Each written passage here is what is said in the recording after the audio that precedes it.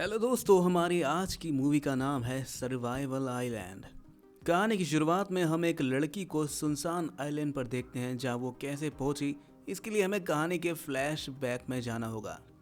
तो कहानी के फ्लैशबैक में हम 4 लोगों को देखते हैं, जिसमें से एक आदमी बिलियनियर है। असल में ये चारों के चारों एक आइलैंड पर जा रहे हैं जहाँ का ओशियन फूड बहुत ज्यादा फेमस है। अब इनका जो कैप्टन है वो इन चारों को शिप पर बिठाता है। तब हम एक और आदमी को देखते हैं जिसका नाम मेनन है, जो कैप्टन के अंदर का काम करता है। वहीं मेनन जब शिप से निकल रहा था तब वहां पर उसकी गर्लफ्रेंड आ जाती है, जो उसे बताती है कि वो माँ बनने वाली है। लेकिन मेनन इस बात से इनकार करता है कि ये बच्चा उसका है। अब इस बात से दोनों में इतनी बहस होती है कि मेनन गुस्से में अपनी गर्लफ्रेंड को थप्पड़ मार देता है, जिससे बात और ज्यादा बिगड़ जाती है और उसकी गर्लफ्रेंड गुस्से में वहां से चली जाती है। वहीं ये घटना होते हुए भी सभी लोग देख रहे थे, जिसके बाद सभी लोग अपनी ट्रिप के लिए निकल जाते हैं। लेकिन शाम को डिनर करते वक्त मेनन और जॉन के बीच बहस हो जाती है, जहां जॉन बहुत पैसे वाला था और उसे अपने पैसों पर बहुत घमंड था। साथ ही वो लोगों को अपने से छोटा समझता था, इसीलिए उसने मेनन के साथ भी वैसा ही बिहेव किया जैसा वो अपने से छोटे लोगों के साथ किया करता है। उधर दूसरी तरफ हम मरीना यानी कि मेनन की गर्लफ्रेंड को एक अंधेरी जगह पर देखते हैं, जहां वो मेनन की फोटो लेकर किसी तरह का रिचुअल कर रही है, जिसका साफ मतलब है कि वो मेनन पर काला जादू कर रही है। लेकिन यहाँ बोर्ड पर मेनन आराम से अपनी बुक पढ़ रहा था कि तभी उसे पास के रूम से जॉन और उसकी वाइफ की आवाज आने लगती है, जिससे वो काफी ज्यादा डिस्टर्ब हो जाता है। अब वो उन्हें मना करने ही जा रहा होता है कि तभी उसके नाक से खून निकलने लगता है, और ये सब मरीना के जादू की वजह से हो रहा था, जिससे मेनन अनजान था। वही मेनन इन सभी चीजों को इग्नोर करके सो जाता है और सुबह उठते ही वो ये सब भूल भी जाता है। लेकिन सुबह एक बार फिर से मेनन की जॉन से बहस हो जाती है, जिस वजह से कैप्टन मेनन को बॉस सुनाता है और उससे कहता है कि अगर तुम्हें यहाँ पर काम करना है ना भाई, तो तुम्हें गेस्ट के साथ सही तरीके से बिहेव करना होगा, वरना भाई छुट्टी है तेरी। अब मेनन कैप्टन की बात सुनकर गुस्से में फूट पड़ता है और बोलता है कि मैं यहाँ काम नहीं करने वाला, जा रहा हूँ मैं। वो फौरन अपने चाकू को लेता है और किचन से निकलने लगता है। अब जाते जाते वो एक कपड़ा फेंकता है जो ना जाने कैसे गैस पर गिर जाता है और आग लग जाती है। लेकिन इस बारे में किसी को भी पता नहीं होता, जिस वजह से आग धीरे धीरे पूरे शिप में लग जाती है।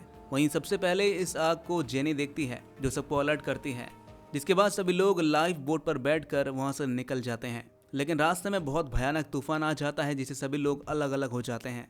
अब अगली सुबह हम जेनी को एक आइलैंड पर अकेला बैठा हुआ देखते हैं, जहां उसे कुछ भी समझ में नहीं आता कि अब वो करे तो करे क्या। पर तभी उसे अपने सामने कैप्टन की लाश दिखती है, जिसे बचाने के लिए वो फौरन उसके पास जाती है और उसे पानी से बाहर निकालती है। वहीं उतने में मेनन भी वहां पर आ जाता है और अब वो दोनों मिलकर कैप्टन को जगाने की कोशिश करते हैं, लेकिन कैप्टन की जो है जगह पर मौत हो जाती है।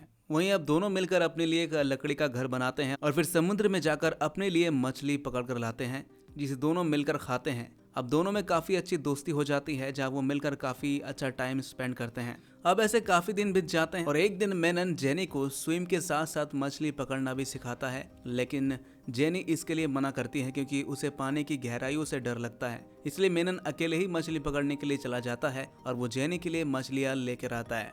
लेकिन बीच रास्ते में उसे जॉन पड़ा हुआ मिलता है, जिसे देखकर वो फौरन उसे चेक करता है, तो पता चलता है कि वो अभी भी जिंदा है। इसलिए मेनन उसे जेनी के पास लाता है, जहाँ जेनी जॉन को देखकर बहुत ज्यादा खुश होती है और वो उसे गले से लगा लेती है। वहीं जेनी जॉन के सामने मेनन की बहुत तारीफ करती है और उसे बताती है कि इतने दिनों तक मेनन ने ही उसका ख्याल रखा और उसकी देखभाल की है। अगर मेनन नहीं होता तो शायद वो जिंदा नहीं बच पाती। वहीं अब मेनन और जेनी की गहरी दोस्ती देखकर जॉन को बिल्कुल भी अच्छा नहीं लगता और उसे कहीं ना कहीं शक होने लगता है कि इन दोनों के बीच कुछ चल रहा होगा। लेकिन इस बात से मेनन और जेनी दोनों ही अनजान हैं कि जॉन उनके बारे में ऐसा सोचता है।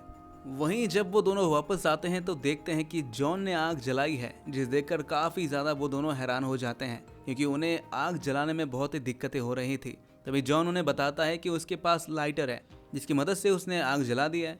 अब ये देखकर दोनों काफी ज्यादा खुश होते हैं और सोचते हैं कि अब उन्हें पका हुआ खाना मिलेगा। लेकिन एक दिन जॉन का बर्ताव अचानक से बदल जाता है और वो मेनन को काफी भला बुरा सुनाने लगता है, पर मेनन उसे कोई भी जवाब नहीं देता। जिसके बाद जॉन मेनन और जेनी को एक साथ मछली पकड़कर लाने के लिए बोलता है। हालांकि ये बहुत अजीब था, क्योंकि जॉन ने कभी भी ऐसा नहीं कहा था, बल्कि उसे तो मेनन और जेनी का साथ बिल्कुल भी अच्छा नहीं लगता था। खैर, अब दोनों मिलकर मछली पकड़ने के लिए निकल जाते हैं। लेकिन जब जेनी वापस आती है तो वो देखती है कि जॉन ने मेनन को निकाल कर अपना अलग शेल्टर बना लिया है। अब ये देखकर जेनी को बहुत बुरा लगता है और वो जॉन से इसकी वजह पूछती है, जिस पर जॉन उसे उल्टा जवाब देता है और उसे अपने साथ रहने के लिए बोलता है क्योंकि उसे अपनी वाइफ पर यकीन नहीं था। और अब दोनों को ऐसे रहते हुए काफी दिन हो जाते हैं, लेकिन एक दिन बात बहुत ज्यादा आगे बढ़ जाती है। मेनन और जॉन में लड़ाई हो जाती है, जहां जॉन मेनन को अपने पैसों का घमंड दिखाता है और उसे बहुत भला बुरा सुनाता है। इस पर मेनन उसे खाना देने से मना कर देता है और जॉन भी मेनन से लाइटर वापस ले लेता है, जिसके बाद ये दोनों अलग हो जाते हैं। लेकिन यहाँ जेनी को पता होता है कि मेनन अपना गुजारा अच्छे से कर लेगा, लेकिन जॉन नहीं कर पाएगा क्योंकि जॉन के पास मछली पकड़ने का कोई हुनर नहीं था और ना ही वो यहाँ ज्यादा दिन तक सरवाइव कर पाएगा। लेकिन इसके बावजूद भी जेनी जॉन का साथ देती है और उसी के साथ रहती है, जिसके बाद जॉन मछली पकड़ने के लिए चाहता है, लेकिन वो मछली नहीं पकड़ पाता क्योंकि उसे मछली पकड़ना नहीं आता था। और अब सिर्फ जॉन नारियल पानी पीकर अपना गुजारा कर रहा था, जिसे देखकर जेनी को बहुत दुख होता है। इसलिए अगले दिन जेनी भी जॉन के साथ मछली पकड़ने के लिए जाती है, लेकिन उसके हाथ में भी कुछ नहीं आता। वहीं जॉन के पकड़ में 2 जहरीली मछलियां आती हैं जो साइज में काफी छोटी थी। वहीं दूसरी तरफ हम मेनन को देखते हैं जो आराम से बैठकर खाना खा रहा था, लेकिन जब उसे पता चलता है कि जेनी भूखी है तो वो उसे खाना ऑफर करता है, पर जेनी खाने से मना कर देती है और उससे कहती है कि अगर जॉन को पता चल गया तो उसे बहुत बुरा लगेगा। इस पर मेनन उससे वादा करता है कि वो इस बारे में जॉन को कुछ नहीं बताएगा। वहीं अब जेनी जो काफी दिनों से भूखी थी, वो मेनन की बात मान जाती है और जाते जाते वो मेनन को एक किस भी कर जाती है।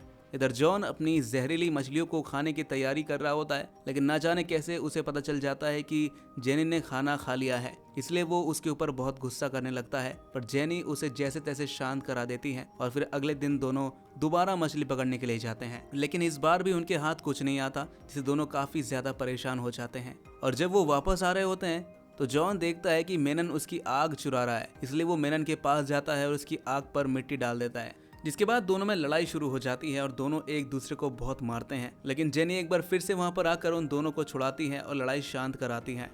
अब ऐसे तो हर दिन नहीं चल सकता था, अब जॉन को कैसे भी करके मछलियां पकड़नी होंगी, नहीं तो वो भूखा मर जाएगा। इसलिए वो एक दिन जल्दी उठकर मेनन का चश्मा चुरा लेता है और फिर उसे पहनकर पानी की गहराइयों में जाता है, लेकिन इस बारे में मेनन को पता नहीं होता और जब उसकी आंख खुलती है तो उसे अपना चश्मा नहीं दिखता। इससे मेनन काफी ज्यादा गुस्से में आ जाता है और वो एक नुकीली लकड़ी लेकर जॉन को मारने के लिए निकल जाता है, लेकिन जेनी उसे रोकने की कोशिश करती है और इसी बीच दोनों काफी ज्यादा करीब आ जाते हैं। लेकिन यहाँ जेनी को डर था कि कहीं जॉन को कुछ पता ना चल जाए। वहीं जॉन जब मछली पकड़ कर लाता है तो वो देखता है कि सभी बिल्कुल शांत होकर बैठे हैं और जब वो मेनन को चश्मा लौटाता है तो मेनन उसे कोई जवाब नहीं देता। ये देखकर जॉन को शक हो जाता है कि मेनन और जेनी के बीच कुछ तो हुआ है और जब वो जेनी से इस बारे में पूछता है तो वो उसे सच बता देती है। इसके बाद वो जेनी को बहुत सुनाता है और उसके बाल पकड़कर उसे शेल्टर से बाहर कर देता है। वहीं ये सब होते हुए मेनन देख लेता है और उसे ये सब देखकर बहुत ही बुरा लगता है और वो फौरन जेनी के पास आता है और उसे संभालता है। लेकिन ये सब जेनी को बहुत अजीब लगता है क्योंकि उसने कभी ये सब एक्सपेक्ट ही नहीं किया था। और अब देखते ही देखते 5 महीने बीत जाते हैं और यहाँ ये लोग काफी कुछ इकट्ठा कर लेते हैं। इधर जॉन भी बहुत कुछ सीख लेता है और वो एक चश्मा बनाकर मछली पकड़ने के लिए जाता है, जहाँ उसे समुद्र में एक बोट दिखाई देती है जिसे वो ऊपर ले आता है। वही मेनन उसे बोट लाते हुए देख लेता है और वो फौरन उसकी मदद के लिए जाता है, लेकिन जॉन उसकी मदद के लिए इनकार कर देता है और वो वहाँ से चुपचाप निकल जाता है। वो जब जेनी उसके पास जाती है तो वो उसे भी वहाँ से जाने के लिए बोलता है और खुद उस बोट को सही करने में लग जाता है ताकि वो यहाँ से निकल सके। इधर जेनी और मेनन यहाँ से सब देख रहे होते हैं, तभी जेनी मेनन से कहती है कि क्यों ना हम उस बोट को चुराकर यहाँ से चले जाएं। इस पर मेनन कहता है कि ऐसा करना मुश्किल है क्योंकि जॉन हमेशा उस बोट को अपने पास रखता है। पर वहीं जॉन उनकी ये सारी बातें चुपचाप सुन लेता है और उसे इन दोनों के प्लान के बारे में पता चल जाता है।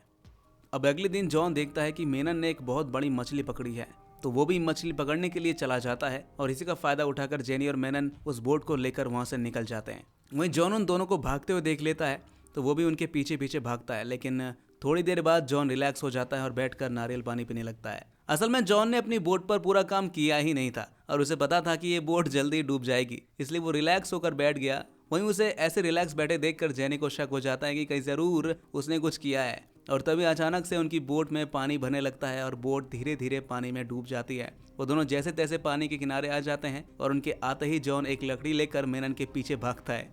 एक समय पर वो मेनन को पकड़ भी लेता है, लेकिन जेनी वहां पर आकर उसे छुड़ा लेती है, जिसके बाद मेनन जंगल की तरफ भाग जाता है और यहाँ जॉन जेनी को पकड़कर बंदी बना लेता है। लेकिन रात होते ही मेनन वहां पर आता है और जेनी को छुड़ाने की कोशिश करता है, पर इतने में जॉन भी वहां पर आ जाता है और अब दोनों में फिर से लड़ाई शुरू हो जाती है। पर जेनी जैसे तैसे खुद को छुड़ाकर जॉन को धक्का दे देती है और मेनन को लेकर जंगल की तरफ भागती है।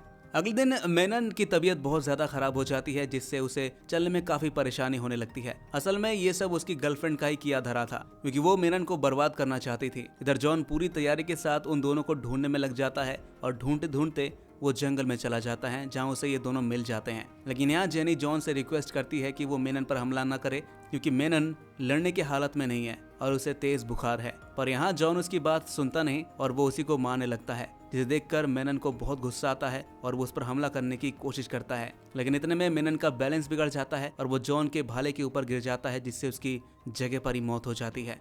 देखने में तो ये बहुत ही नॉर्मल सी मौत थी, लेकिन इसके पीछे उसकी गर्लफ्रेंड का ही हाथ था। उसने मेनन के नाम की एक गुड़िया बनाई थी, जिस पर वो जादू टोना कर रही थी, और उसने उस डॉल को भी उसी तरीके से मारा था जिस तरह से मेनन की मौत हुई है। वहीं यहाँ जेनी बहुत ज्यादा उदास हो जाती है और अब उसके पास जॉन के साथ रहने के अलावा कोई ऑप्शन नहीं था। लेकिन एक दिन एक चमत्कार होता है। उस आइलैंड पर एक मछुआरा आता है जो जेनी को देख लेता है। वो जेनी को अपने साथ चलने के लिए बोलता है और उसे पूछता है कि क्या तुम यहाँ पर अकेली हो। तो जेनी हाँ में जवाब देती है, जिसके बाद वो मछुआरा जेनी को अपने साथ ले जाता है। फिर जाते जाते जेनी जॉन का लाइटर अपने पास रख लेती है, जिससे वो भी आग के बिना वैसे ही तड़पे जैसे उसने मेनन को तड़पाया था। और अब जेनी बोट पर बैठकर बहुत सारा खाना खाती है कि तभी जॉन उस बोट पर जेनी को देख लेता है, जिससे वो बहुत ज्यादा खुश हो जाता है, क्योंकि उसे लगता है कि वो बच गया है। लेकिन ऐसा नहीं है। यहाँ जेनी उस मछुआरे को बोट ना रोकने के लिए बोलती है और जॉन को वहीं मरने के लिए छोड़ देती है। तो इसी के साथ हमारी ये बेवकूफ़ मूवी खत्म हो जाती है। तो आपको कैसी लगी ये मूवी कमेंट करके जरूर बताइएगा, और अगर अच्छी लगी है तो लाइक शेयर और सब्सक्राइब जरूर कर लीजिएगा। मिलते हैं आपसे नेक्स्ट वीडियो में, तब तक के लिए टेक केयर।